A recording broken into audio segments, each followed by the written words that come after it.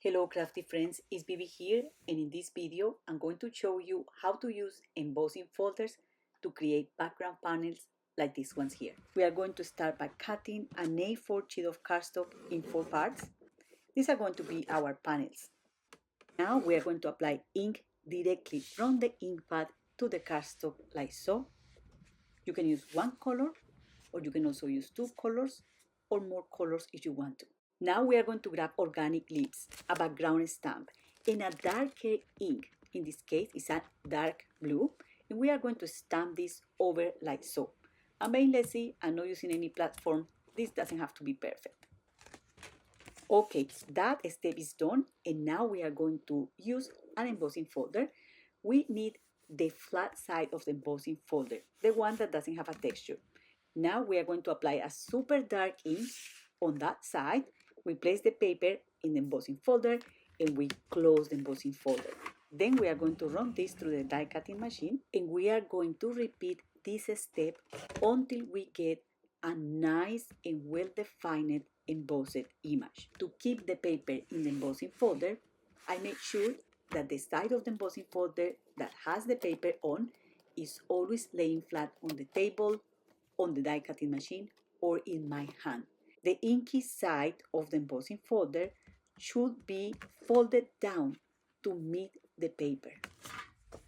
And I repeated this step up to 4 times for each panel. It's not complicated, but yes, you are going to have your hands inked.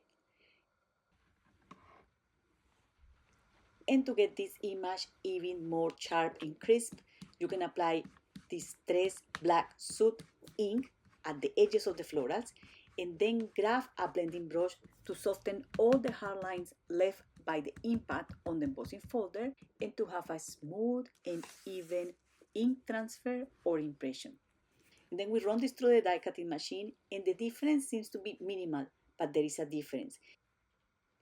So for these 2 panels here, I use one single ink color to start, and for these 2, I use 2 different colors. And the difference is minimal, but there is a difference. I like it more this way.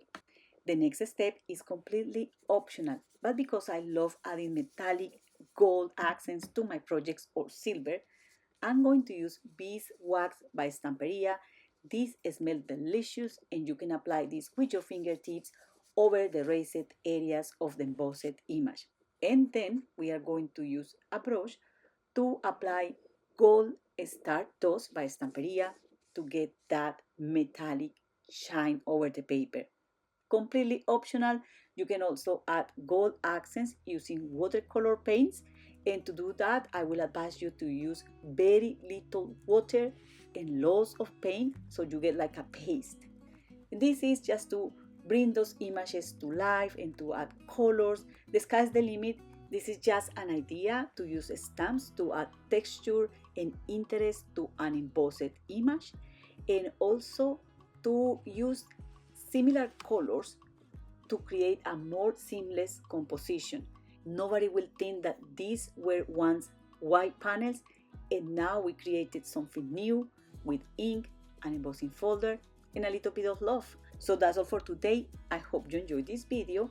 Do not forget to subscribe to my channel or visit my blog for more ideas and inspiration. In the video description, there is a link. You can click on that link. It will take you to my blog. You will find complete supply list there as well, and pictures.